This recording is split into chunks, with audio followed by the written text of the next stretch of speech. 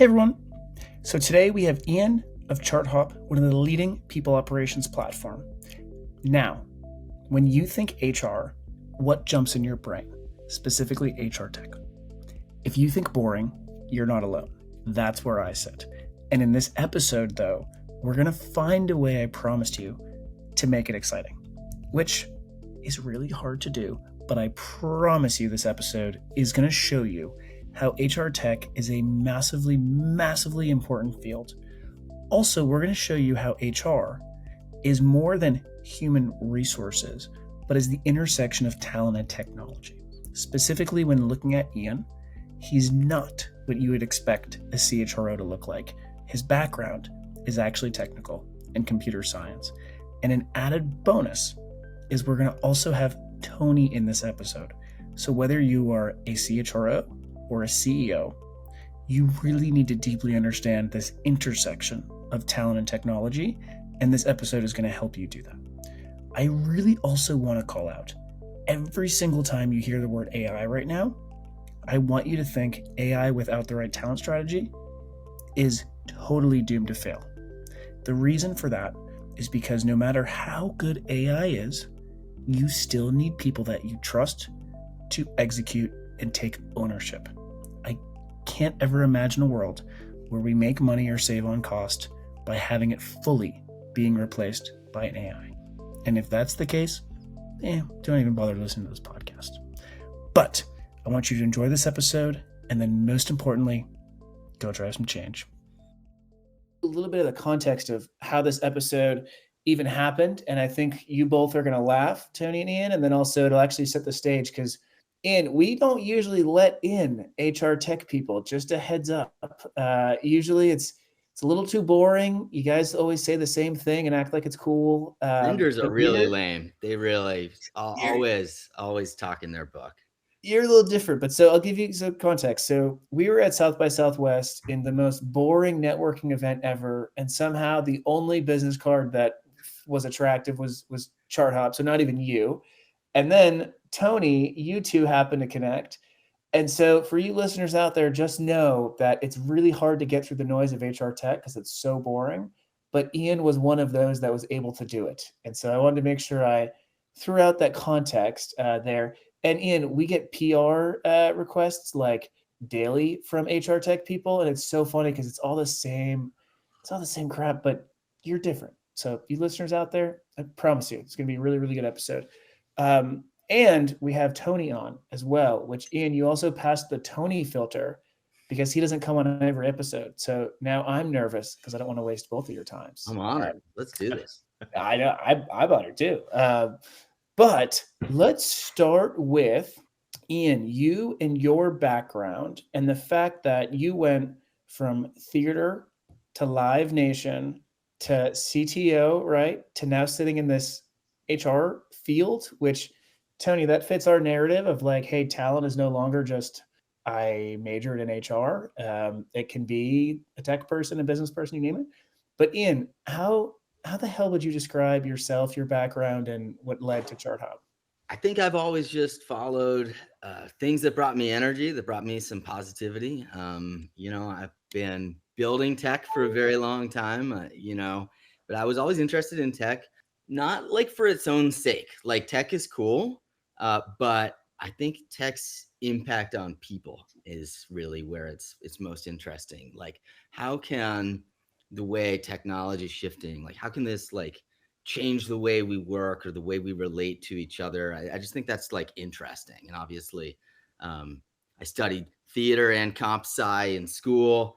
Moved to New York, did a bunch of people startups. Actually, wasn't Live Nation. It was a competitor to Live Nation that didn't go anywhere called Music Nation. But I loved it. Research. It was a great, sort of like that time in like the mid 2000s when people, the music industry was figuring out like new ways of distributing content, and I was super into music. That was a super fun ride. But where I wound up from there is I joined another couple of startups. One was Business Insider, where I was the first head of engineering, and sort of it was an interesting time for media tech.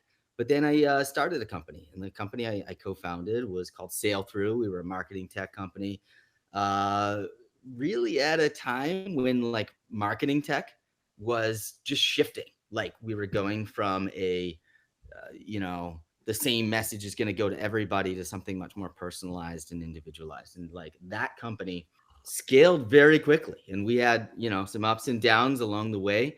But for me, I had to really go from having only managed small teams of engineers or handfuls of people to all of a sudden having to think like holistically about how do you build a company? How do you how do you keep up with scale and growth, and how do you set up the organization to succeed and all those kinds of things. And it actually it tied back to my theater background as well, because a big part of how you run or manage an organization, there's like the engineering problem or the organizational problem of how do you get everybody in the right roles and set up for success. But there's a big communication challenge of like how do you get everybody on the same page. And I found that I was just really interested in the intersection of those problems. And the one thing that always uh, you know, sucked was HR software. It didn't do the things that I needed it to do. Like if we wanted to just sort of flexibly like reimagine our organization or think about how we were building a talent strategy or mapping our org, like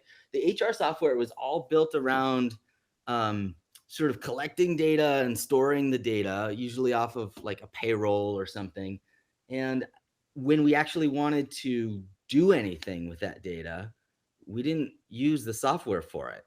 Everywhere else we would have these great collaboration platforms. Designers can use Figma or use Miro or something, but like for HR software, everybody who does anything that is fluid, that is flexible, winds up just pulling the data out of the system and trying to do it somewhere else, where there's a whiteboard or a spreadsheet or somewhere else. And it struck my it just struck every sides of my experience and imagination that if you had a platform that was good at bringing the more flexible ways in which we work, the more collaborative ways in which we plan, if you could have the kind of the data, make it actionable, make it visual, and really be sort of a new type of talent or org planning software. So I started Charthop 5-ish years ago, I guess 2019, now 6 years ago.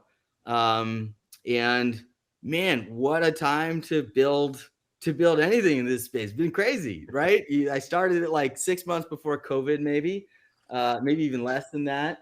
Then we had, shifts to the interest rate environment. Now we've got the rise of AI. There's just, I think what we've seen this decade is the world is getting much more dynamic. It's getting much more, I think the companies and people that succeed are a little bit resilient, a little bit flexible, a little bit open to what they see. And that's what's that's what sort of led me in my career, is following things that felt like they were a positive path for me. And it's led me to build this great software company. So I have one quick question, and then I'm going to shut up because I think this question will then dovetail into you, Tony. And so my question is, Ian, as someone that I am more like you, meaning I didn't understand HR, actively avoided it in most cases. Um, how hard or easy has it been for you to be the outsider to go build an HR company and break in to HR? Because someone like Tony, I'll never forget when I first met him, I was like, holy shit, I don't know what words to use and how to talk to him. But thank God he was a good guy, so we got along. But there was many other HR people I was like, I don't know what to say right now. But so for you, what was it like breaking in? I mean, hell, you have an HR company and you're not an HR person, right? So what was it like breaking in? I think that, first of all, I think that, outsiders to HR maybe come at it with a perspective that this is going to be some sort of compliance function. It's going to be back off office operational. Um, I think I had the experience at my previous company of working with some really, really great HR people that, showed me that there was much, much more to the function than, picking out people's benefits. I mean, picking out the right benefits for people is extremely important, but that there was so much more to talent planning, to how we thought strategically about the people in our organization. And so I think, I came away from that experience with maybe like a crash course in many ways of, hey, this is what like good organizational design, good talent planning can look like. And I actually felt like there were great, really psychologically acute individuals that were held back by the state of the technology that existed. A lot of the software sort of forces you to like, shape your thinking to this software instead of like the way people actually think or work. So I felt like I came in maybe as an outsider, maybe not as a practitioner, but I think if you've built a company to a few hundred people, you see enough different things of how people over time grow, change, what types of people may succeed in certain roles or functions, how recruiting works, hiring, unfortunately firing, all the things that go with that. And so I think I built the initial product shaped by many of my own experiences, but then I took it to some HR leaders that were really, really impactful in the like early versions of the product. And I think still today, we try to just really listen to our customers. I think, part of the fun of building a flexible platform is being able to actually say yes to our customers when a lot of times, you have to say, no, the software doesn't work that way. We like to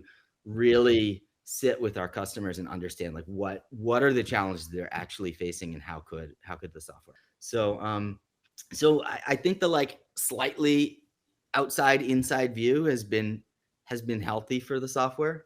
But I also think that like staying really, really close to people professionals has been really important to help shape it. Yeah, I think that's clear too in your product, Ian. As we met and you showed it to me at Transform, it immediately it was like a flashback to 10 years ago, doing exactly what you described, working through different iterations as we considered strategic changes and restructuring and pulling data and then doing all of that on a whiteboard, then going back to the data to analyze it, then going back to the whiteboard and having all these and dropping it into a PowerPoint so we could try to tell the story. And you're right, like people can be held back by the software capability. I feel like for me in that experience, it was the reverse. I was able to keep doing what I wanted to accomplish. It just took 10 times more work. And when I say I had that flashback, I immediately, and I think I told you this when we sat down, I immediately felt like, oh my God, I wish that I had this 10 years ago, because it would have made my life so much easier. I would have spent so much more time on the brainstorming and the scenario planning than I did on transferring it to different, tools or platforms or whatever to try and get to the answer. And so now and I 100% agree. Fast forward 10 years to now, that is even more critical because organizations have to be even more dynamic. Work is changing, talent is changing. AI, and we'll talk a lot more about that, is forcing a lot of this change. And I can only imagine HR people still, because I know a lot of them do, are still doing exactly what I did, getting on the whiteboard, going to the PowerPoint, dropping in, the data from the salaries and et cetera, and just kind of constantly transitioning back and forth.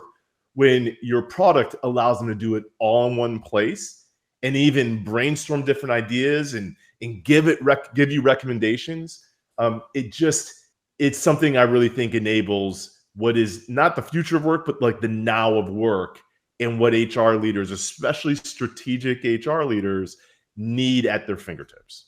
Yeah, and not just like for HR, they're often sort of stuck being the keepers of this data. And so the rest of the organization will have needs for like, what is our turnover rate look like across different groups, or what does, our comp ratios look like? And when the rest of the org has to almost go to the HR leaders or the HR team and they have to sort of pull the data out, it's just, A, it's a waste of time for everybody involved. But B, almost more importantly, it creates a wall. It creates like a distance between the way the rest of the org is, managing or handling people or thinking about things. Like you almost want, you almost want every leader, every manager to start to think about things the way a people professional will think about things, or at least like have that view. I think, again, totally agree. But I think the difference is Matt and I always talk about you have these strategic HR leaders that are really trying to think about the organization and partnering with the business, understanding the full business model. And then you have kind of the traditional HR person that is more focused on exactly what you said, compliance, like the fundamentals. And that's the person that likes that wall. That's the person that's like, okay, well, I don't want hiring managers or business leaders to just be able to scenario plan on their own, because then I'm needed and I can be the protector of this data. And it's a fallacy. It's like this self-inflicted bureaucracy that creates a sense of value that's not really valuable. And when they unlock that, like enable that freedom across the organization, across leaders, it also puts HR in more of a role of being that constructive, critical thinker, of challenging the ideas that the hiring managers are coming up on their own. But if there isn't trust, like they don't trust that those leaders are going to brainstorm and they're going to reach out to them and partner collaboratively, then they're going to continue to settle into this protectionist, data hoarder that you just described. And that, to me, is the antithesis of the future of work. It is holding on to this bygone era of HR that I think folks out there are afraid to let go of. Yeah, I think in many cases. I also think that HR leaders, they're being asked to do more and like manage more in many ways. Like, I mean, you just think about AI remote work alone, changes in employee expectations just been like massive over the last 5 years. And at the same time, they're being asked to bring the business leader mentality and sort of pair and partner with the CEO and the CFO and the business and functional leaders in a way, and like bring that data to the table. And so when you like separate out the people data and like the HR stuff is in one zone, and maybe the CFO is the keeper of the business and financial data, you got to have these things like together, and you got to have everybody understand them together, because they're only going to make sense. You're only going to make the best possible decisions when you bring it all together in one place. So I think that kind of collaboration is what I'm seeing the most, the most forward-looking people leaders really doing, is saying, how can I think about the business first, and how does that then play out in terms of the people and talent strategy that we're going to build out? Yeah, and I think that's great, and I think it's absolutely true. With Human Cloud, we often talk about sitting right at that intersection of technology and talent, because that's the enabling function or enabling feature or characteristic of the future of work. And that's a big thing, like you're talking about, that you enable is in an overwhelming world where the function is constantly just adding more and more complexity, responsibility, and talent is pulling it in different ways. As we often talk about at the Human Cloud, we see the massive growth of independent work, of fractional work, and now we have digital workers. All of these things coming together, enabling the thought process, the workforce planning that those strategic HR leaders need to do by bringing them technology that makes them possible, is exactly what you're bringing to the table. Tell us a little bit more about how you see that shifting, with your clients, with HR, prospects. How are they thinking differently about the organizations? And then how are you leveraging your platform to make that possible? Yeah, I mean, I think, you all, Human Cloud, have seen this really up close. Everybody is thinking about work in terms of the jobs to be done. And that could be from full-time employees, that could be from contract workers, that could be from, task-based, work, that could be fractional. We actually just brought on a fractional VP just last week in people. And, she's been all over the platform, lots of learnings from her onboarding, which has been great. And so I think that when you start with a payroll system centric view of the world, and you're sort of like building your view of your HR talent off was primarily like your FTEs, that's not your company. That's not actually how work gets done. That doesn't reflect the whole picture. So what a lot of our customers tend to do is they'll have, one or more payroll, EOR, et cetera, all syncing into Charthop, but they'll also have their contractors and other types of flexible workers reflected in that talent strategy. So you have like one place where you sort of see it all together. And I think just as importantly, companies are being much more flexible about how they function, how they structure. I would say, running this company for 6 years and sort of seeing different companies and what are they asking for. I think the last couple of years we've seen more interest than ever before in matrix orgs, project-based planning, cross-functional groups that don't reflect traditional department or team structures, always or not always, but usually superimposed on the traditional management hierarchy as well.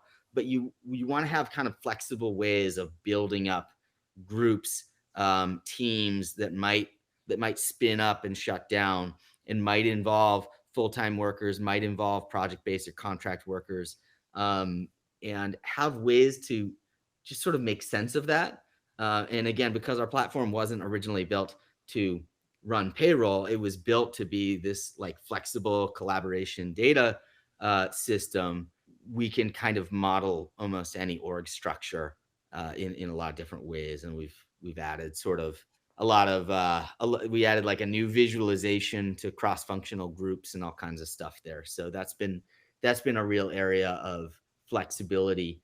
I think the third thing is, companies, things are changing all the time. I mean, even just look at like last month and the wild gyrations in the stock market and the impact the tariffs have had on different industries. I mean, things are changing. Things are changing all the time, and the kind of the flexibility to make changes to plan, not having that be an annual planning process where you say, okay, once a year we're going to but actually being able to say, okay, shoot, like something just changed in a big way.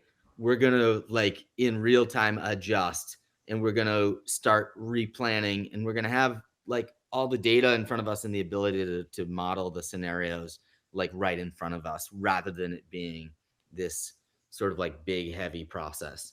Yeah, So, I think one of the things I really like about what you showed me in the platform is the ability to scenario plan. Because just as you said, if we take tariffs for an example, and just think of the announcement, the kind of immediate reaction that organizations have around looking at their supply chain and going, oh my gosh, what does this mean? And think about how much that just where the tariffs are, where they might be, how much it's changed. You have to be able to say what if, and you're right. You can't be just making incremental changes to your annual plan. You have to be able to say, what if there is a 40% tariff in 90 days or within 30 days?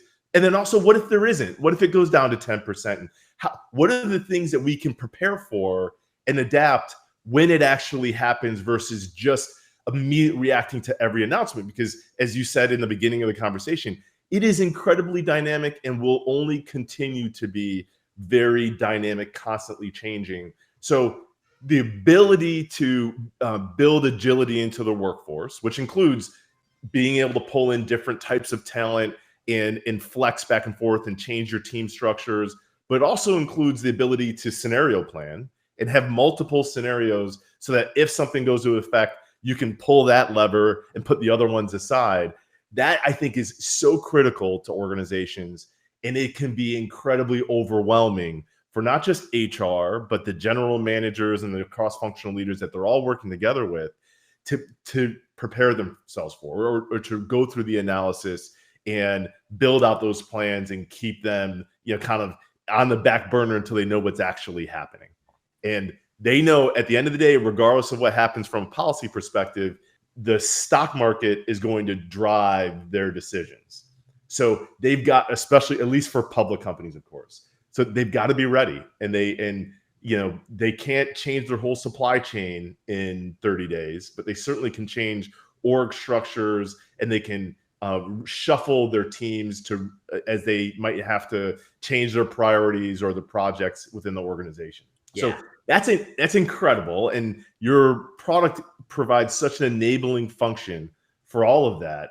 At the same time, things that HR people have been doing for a long time around things like people analytics, just studying what's going on. If we could pretend that we didn't have to stop on a dime and shift directions every 30 days, and if you could just focus on analytics, tell me a little bit about how you see things like AI reshaping the way that we plan and that we analyze our people metric. So it's transformative. And I know AI has probably been the most hyped technology in a little bit. The hype, sometimes there's overhype, and I think we can talk about that, but there is a real platform shift, a real ability to pick up on patterns in data in this really new way. And so I've seen it firsthand. We launched our AI product. We had been, trialing it with a few customers for months, but we sort of officially wide rolled it out about 6 weeks ago. And the way it changes the way you work when you have all of your organizations, like all the people, all the, the financials, all the pieces as context for any kind of business planning that you want to do. We've just seen insane adoption from our customers, but it's they're asking questions like the tariffs happen, and people are asking, hey, what if we had to, make changes to this part of the org? Can we scenario plan for this case, and being able to just ask the AI that and use that as a starting point that you have to interpret what the AI is giving you. To me, it's one more input into your judgment, but seeing the data visually and having the AI give recommendations, and then have the AI actually be able to propose some scenarios that you can review is really, really powerful. And because we have a platform, we do a lot beyond scenario analysis. The AI has just opened up, I think, an accessibility to people, where people are asking, what do I need to do to get promoted in the next 12 months? Can you help me write down a career development plan that I should take to my manager? And the AI is taking into account, that person's performance, their history, what it knows about their needs and preferences. And we're having, we've always had, the platform really started with people analytics. So we've always had this really, really strong analytics foundation, but the ability for people to start just digging deeper and going, hey, I see on the visualization that we had high turnover in this period of time.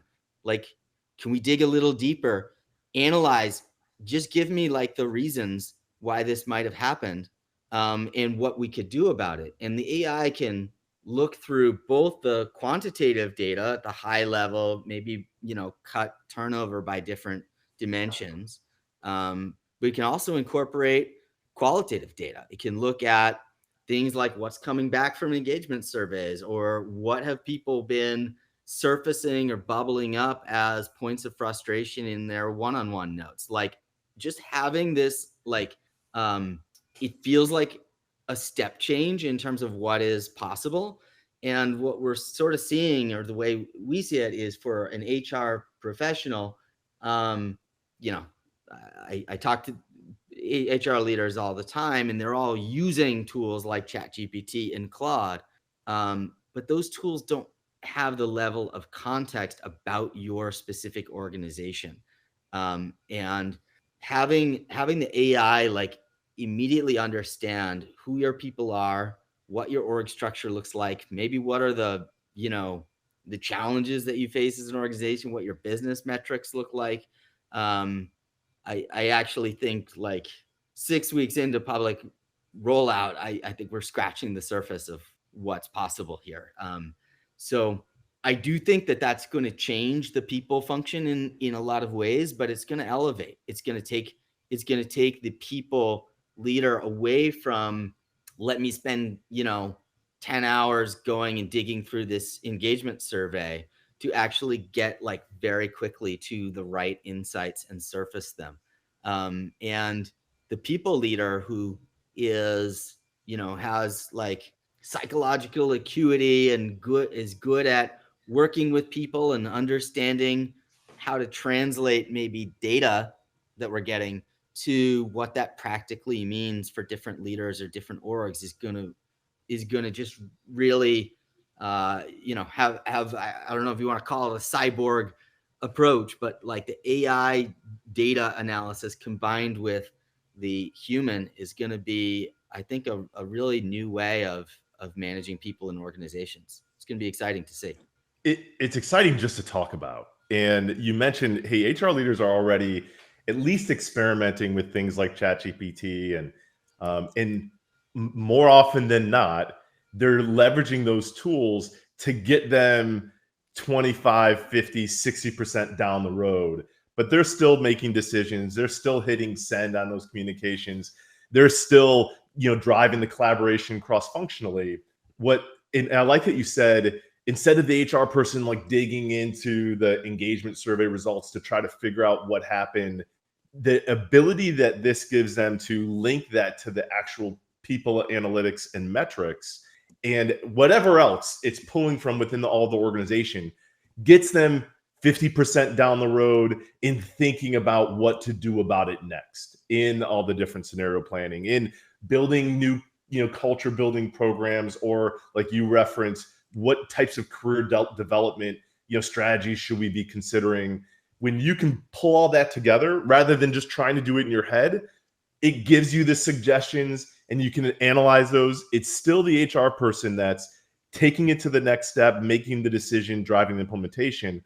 But this gets them so much further down the road faster with really well-informed ideas. That is exciting, because that's the HR person wants to kind of get that baton handed off halfway through the course, and then just run with it.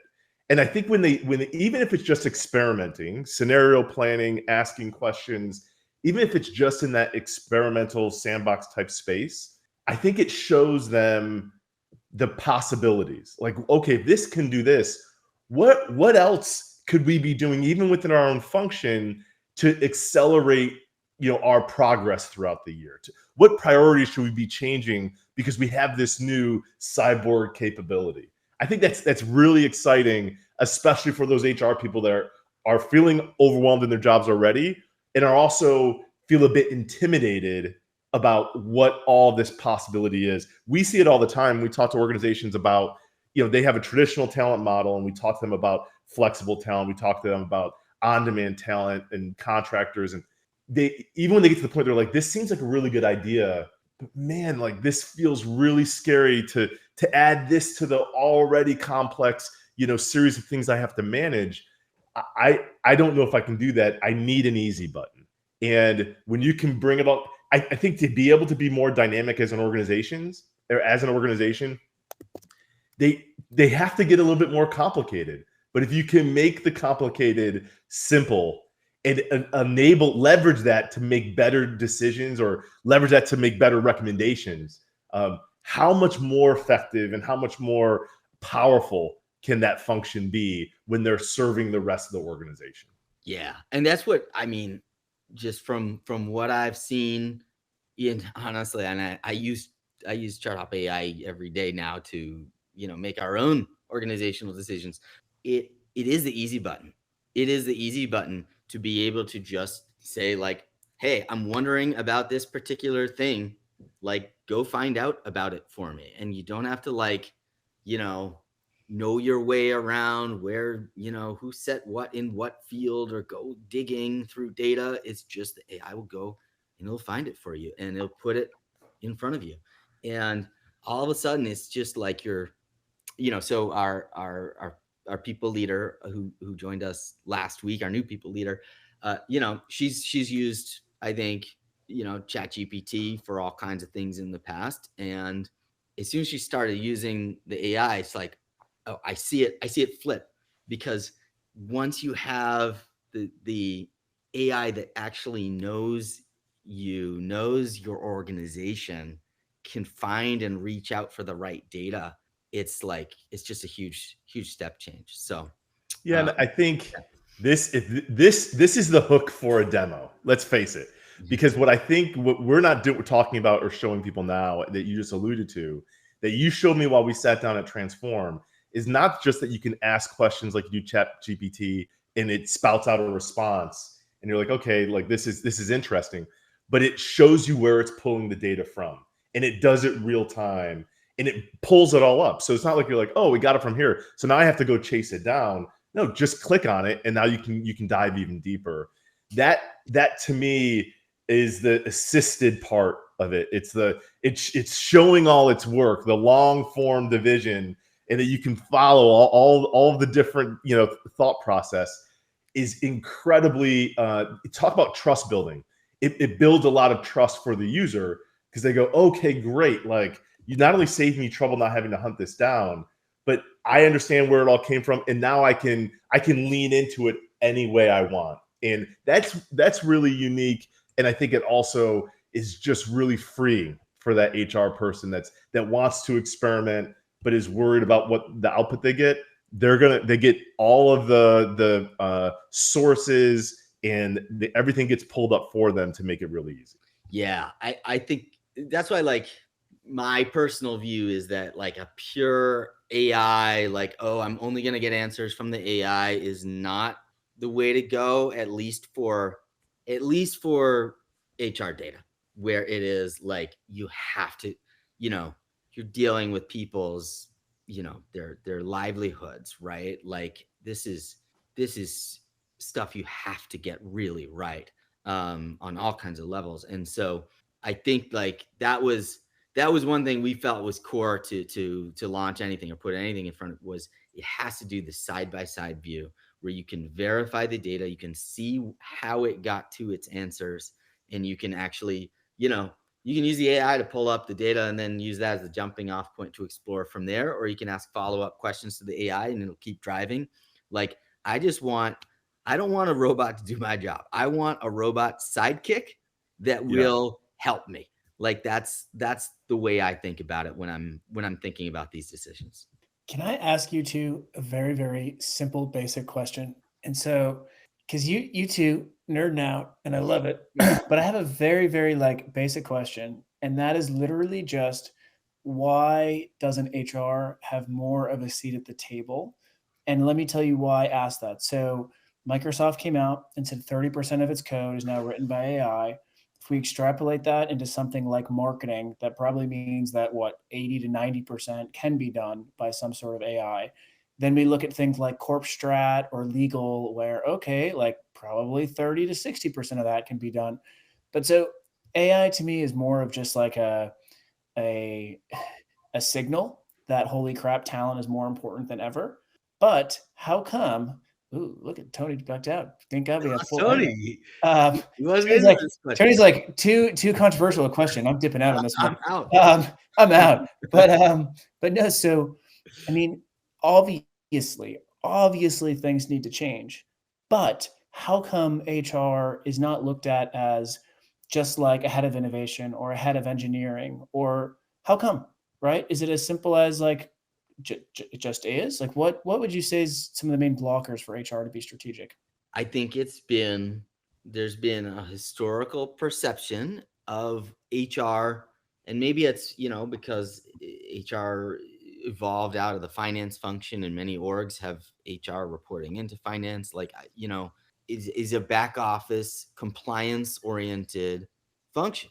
And I think some orgs like think about it that way, and don't think about pushing their talent strategy forward and what that's going to mean. And so I think that's shifted. Like the best companies, the best people leaders, the best CEOs lean very heavily in partnership with great people leaders to plan the right strategy for the business. I always think of it as you have, CEO, finance, and people leader are like, Yeah.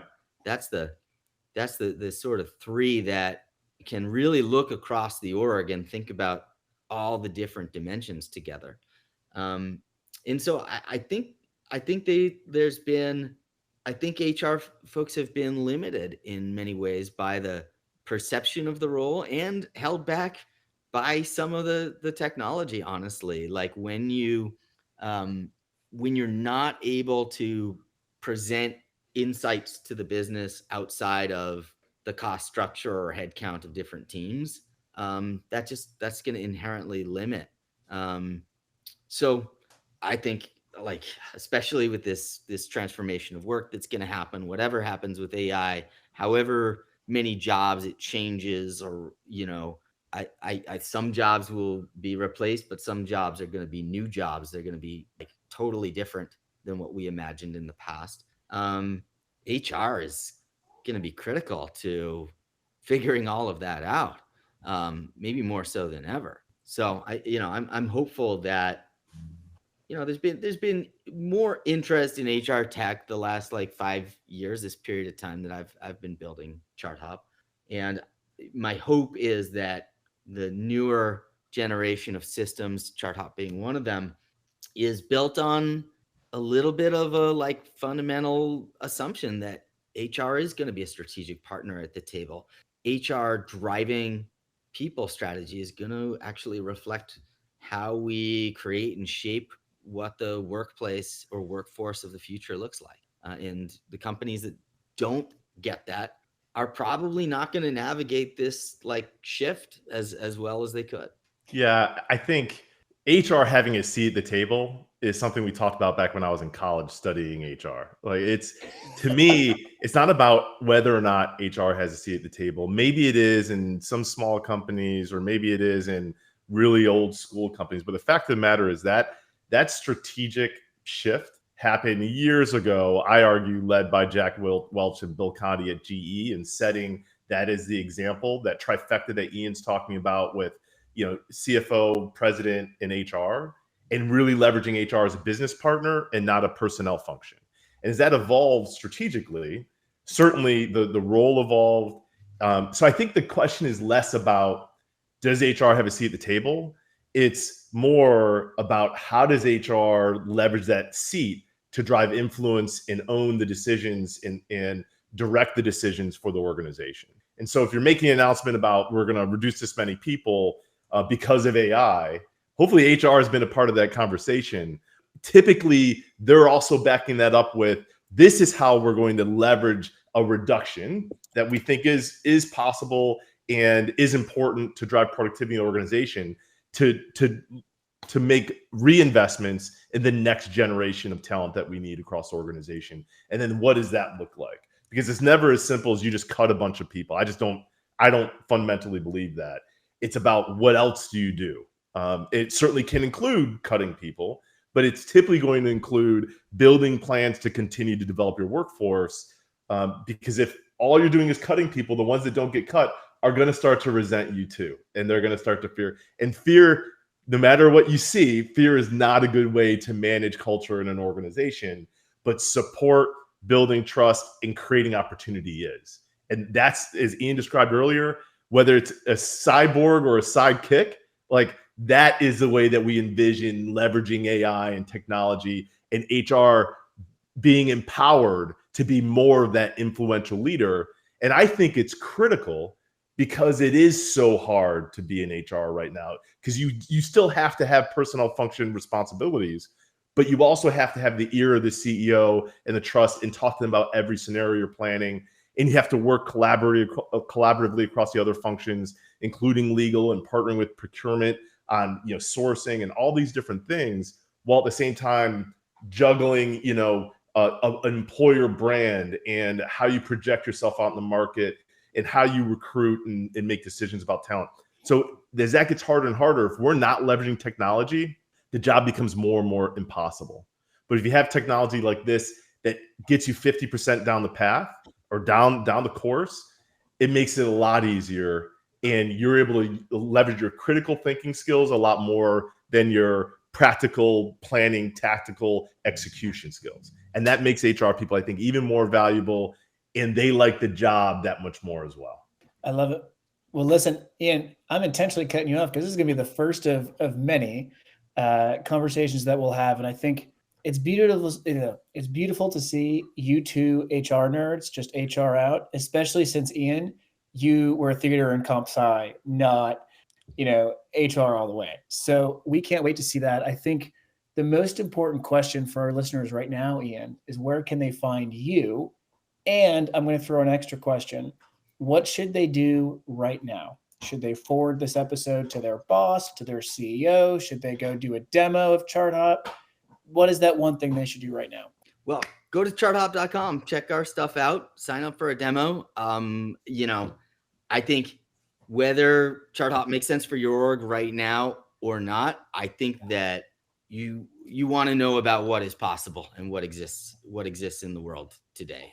Because what we're doing with AI, what we're doing with scenario planning, collaboration with data it's not, I'm a very practical person. This is real. This is here. This is stuff. This is tech you can use today. So sign up at charthop.com, give us a demo. For me, hit me up on LinkedIn. I post on LinkedIn like pretty often. I share some videos and some thoughts and things like that. So you can also email me, Ian, IAN at charthop.com. So happy to hear from anybody who listened to this episode. Also, do you have a theater focus, Ian? That's one of the questions that I know all the listeners are asking. Were you like the badass action figure, or like the singer in the background?